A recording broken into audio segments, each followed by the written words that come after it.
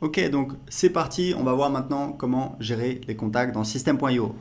C'est très simple, donc comme je vous l'expliquais, on a un système de tags. C'est-à-dire qu'en fait on utilise les tags, donc un tag c'est quoi? C'est une étiquette, hein, par exemple prospect, par exemple voilà, quelqu'un qui vient de la pub Facebook, par exemple quelqu'un qui a acheté tel produit, c'est ça qui va vous permettre de segmenter. Et ce que je vous recommande c'est de créer un tag par produit et un tag par source de trafic. D'accord? Comme ça vous permet de savoir qui vient d'où. Par exemple, vous avez un blog, les gens qui s'inscrivent sur votre blog, vous allez leur mettre un tag prospect-blog, par exemple. Par exemple, si vous avez une chaîne YouTube, donc dans votre chaîne YouTube, en dessous de vos vidéos ou dans vos vidéos, vous avez un appel à l'action, vous dites allez cliquer pour télécharger voilà, un cadeau, un PDF, une vidéo. Vous envoyez les gens sur une page de capture que vous avez créée avec System.io. Dans cette formation, je vous montrerai comment créer des pages de capture en quelques minutes.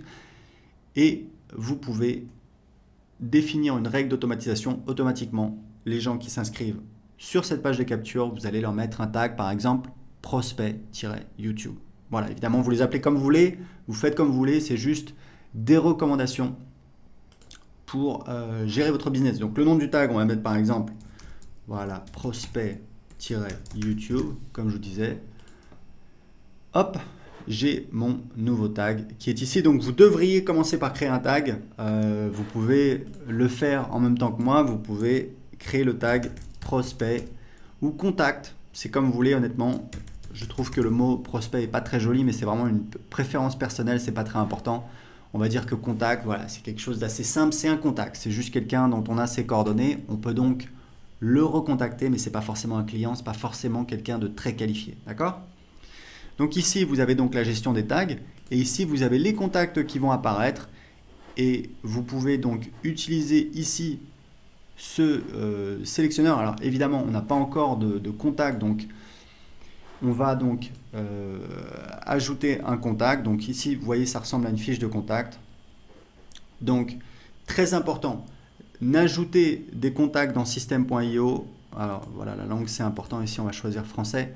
N'ajoutez que des contacts dans System.io de personnes qui vous ont donné l'autorisation de les contacter. D'accord ? En France, il faut savoir qu'il est interdit d'envoyer un email à quelqu'un qui ne vous a pas demandé, à quelqu'un qui ne vous a pas donné son autorisation. C'est ce qu'on appelle du spam.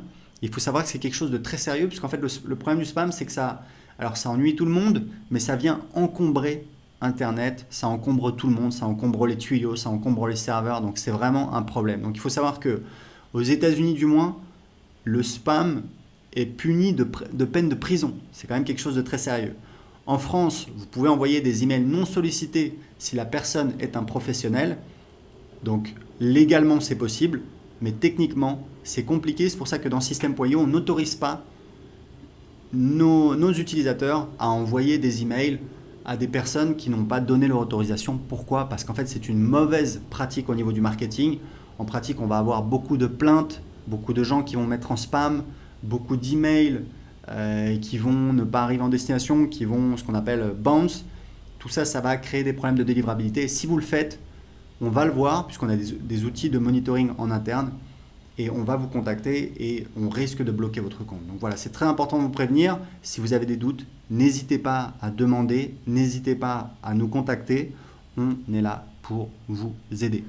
Donc, je ne vais pas créer un contact ici. Vous voyez grosso modo comment ça fonctionne. Vous ne devriez ajouter que des contacts qui vous ont donc donné la permission de les contacter par email. Ici, vous pouvez importer des contacts, donc c'est assez simple. Hein. Vous prenez un fichier CSV. Ici, vous mettez le délimiteur. Vous pouvez les abonner à une campagne email dès le départ et vous pouvez ici sélectionner des tags qui seront donc ajoutés à ces contacts. D'accord ? Donc ici, vous avez un petit module qui vous permet de sélectionner vos contacts quand vous commencez à avoir beaucoup de contacts. Vous pouvez faire des recherches. Par exemple, voilà, créer à. Ici, on va voir. Moi, ce que j'aime bien regarder, c'est égal à, et je vais regarder la veille pour voir le nombre de nouveaux contacts qui se sont inscrits la veille. Il faut savoir que le nombre de nouveaux contacts qui s'inscrivent par jour, c'est un excellent indicateur de santé de votre business. Quand vous regardez des gens qui ne gagnent pas d'argent avec Internet, quand vous regardez en détail, très souvent, tous les jours, ils ont à peu près 0, 1 ou 2 contacts qui s'inscrivent. Voilà, ils n'ont quasiment pas de nouveaux contacts. Qui dit pas de nouveaux contacts, pas de nouveaux prospects. Donc, évidemment, pour faire des ventes, c'est très compliqué si vous n'avez personne à qui vous pouvez parler. Donc, c'est très important de voir combien de nouveaux contacts vous avez eu. Voilà, donc là, vous avez différents instruments. Vous pouvez enregistrer des filtres.